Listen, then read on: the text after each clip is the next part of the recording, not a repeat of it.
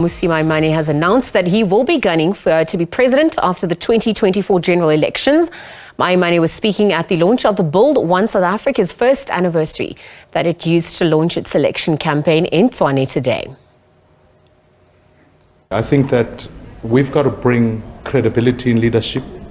We've got to be able to bring about the change that South Africa needs, and more seriously, we've got to be focused on things like creating jobs for people, making sure South Africans are safe, fix the education process. And what we've seen in the current occupants of the union building is that instead they are placating their own party instead of serving the people of this country. That's why I'm standing here today to say I want to bring that change and stand for the position of president in the country. One would say, Mmusi, you are living an expensive lifestyle, and one would say you just want to maintain that lifestyle. It's not long about people of this country. What would you say on that one? Yeah, well, it would be fascinating. I've always said to myself, I'm open for any lifestyle audit. If anyone wants to audit my life, they're more than welcome to come so and do so, because ultimately, service of the people, we've got to go out and serve the people. And it's not just about me. It's also about the communities we're engaged with. We've brought many South Africans who are in their communities and their leaders. We've got over 400 candidates. We've got 24 that are working in their communities. So I've built a system within BOSA that makes sure it's always by the people. And so I'm not even worried. I'm going to go out there, we serve the people, and ultimately what we've got to do is provide leadership that can be trusted, that hasn't stolen anyone's money. Independent political party Build One South Africa, led by Mmusi Maimane, is today launching an election campaign in Tshwane. The party will, for the first time, contest South Africa's general elections in 2024. The party was formed to assist independent candidates during the 2021 local elections as One South African movement. The One SA movement later evolved into BOSA.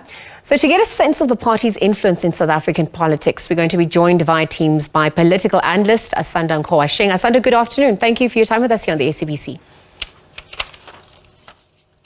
Good afternoon, and thank you for having me. At this point, given the launch that took place today, well, them officially entering the 2024 election race, what have you observed in terms of the offering? What is their goal? What is the aim? How will they make an influence in South Africa's political landscape? Well, I think what's interesting about them is that they're trying to get people who are already active in their communities to become politicians or participate in the political system. And I think that's a good thing, because you're talking to people who are already, in the community, who already have a following and who understand the issues of the communities. And then the second thing is that, you've got Mmusi Maimane, who has some experience of being in politics, having led, the DA, which is the biggest opposition in South Africa. And so he has some experience of the political system, and he understands party politics and how they work. And then you also have Kuselo Jack, who, was somebody who used to be quite a big person in business. So he has some experience of the business sector, and therefore some understanding, hopefully, of the economics of South Africa, what some of the issues of South Africa are. I do think, though, that where I'm struggling a little bit with them is that I'm struggling to separate them from Mmusi Maimane's former political party, the DA, in terms of the kind of things that they're promising, in terms of the policies that they seem to be pushing forward, and the direction and drive and the thrust and narrative of what they want as a political party and what they're actually proposing to the people. And I think that's going to be their biggest, hurdle, is to convince people that they are not DA light and that they are not a reincarnation of the DA with black people that Mmusi Maimane used to lead. Absolutely. These are pertinent questions, because whilst we try to understand their direction and clarity, at this point, how do you think they could turn some of the ideas into votes, particularly, as Mmusi alluded to, the youth?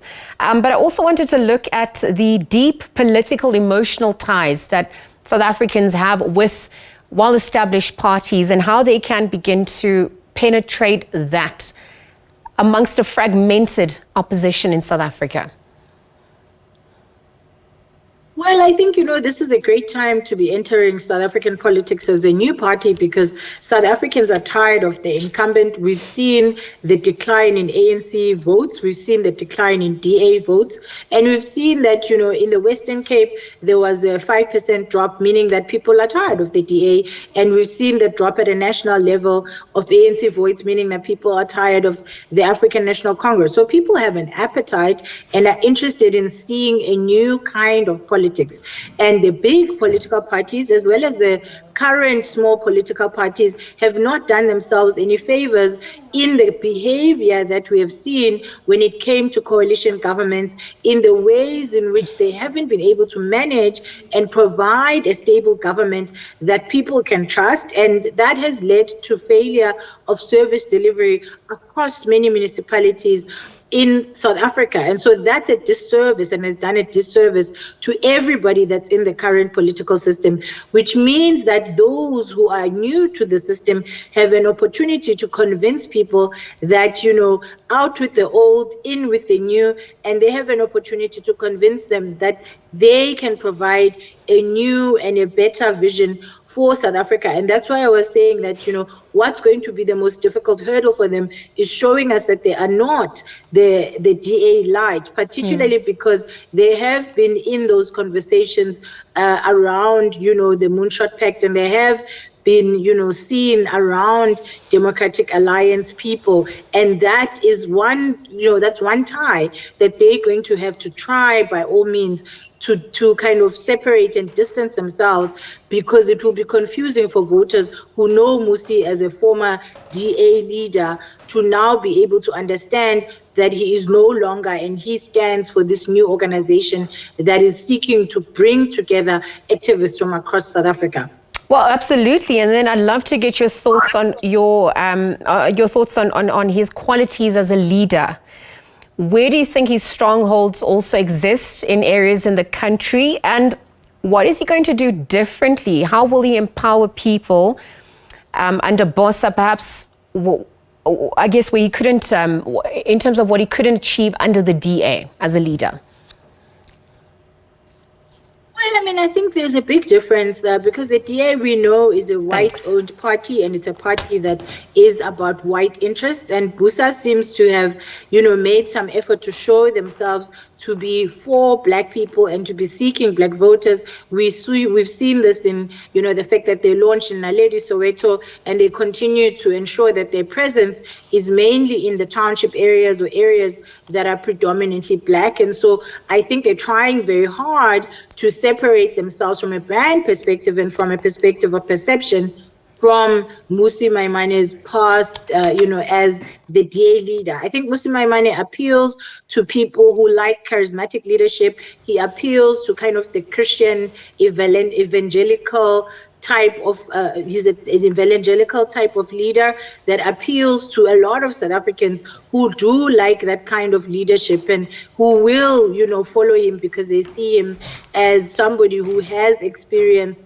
in the DA and who hopefully will use the second chance to do something different and to do better than what he was able to do in the DA. But I think, again, what's going to be difficult again is that all these new political parties are also taking from, community activists. We've got Arise, who says they're doing the same. We've got Rise Mzansi, who says they're doing the same. And all these other political parties are all, picking from current leadership of civil society.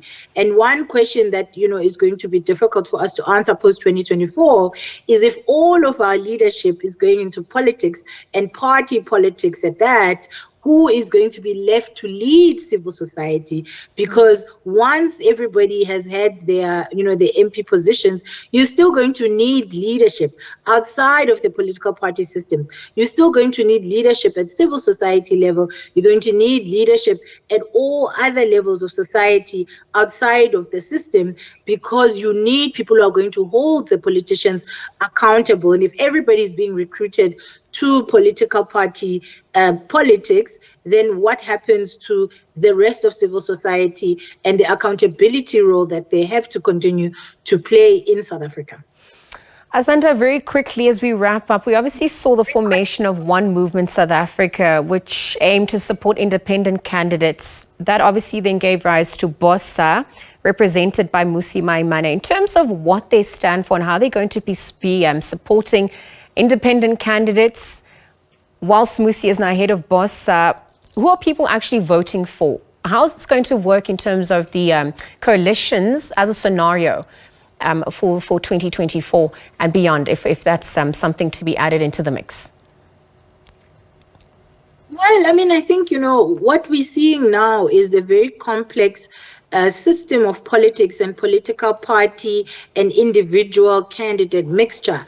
And, between now and 2024, it's going to be very important first for the IEC to bring some more clarity on how these separation of powers are going to work and how the blend between party politics and independent candidature is going to work. You must remember that one of the critiques of the independent candidature system was that what happens if at a national level an individual gets more votes than the ones that they need for one seat? What happens if we're only voting for an independent candidate? And I think that BOSA and the Build SA movement was trying to kind of bridge this gap between the fact that you can either vote for an independent candidate who then represents you based on the numbers that they would have gotten, but you also need some kind of hybrid system between the political party system and the independent candidate system, wherein people are able to, get other people to be represented in the system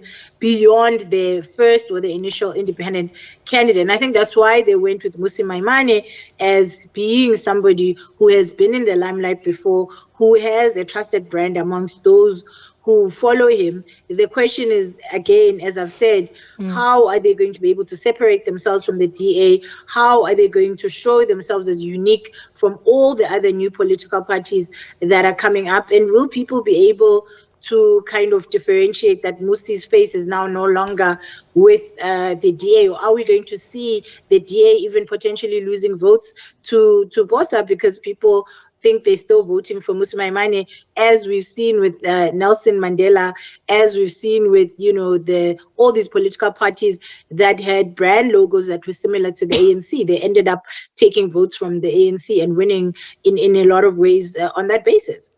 Asanda, thank you for your time with us on the SABC for that analysis. Political analyst Asanda Ngoasheng weighing in on the back of Build One South Africa leader Mmusi Maimane launching their election campaign in Tshwane today.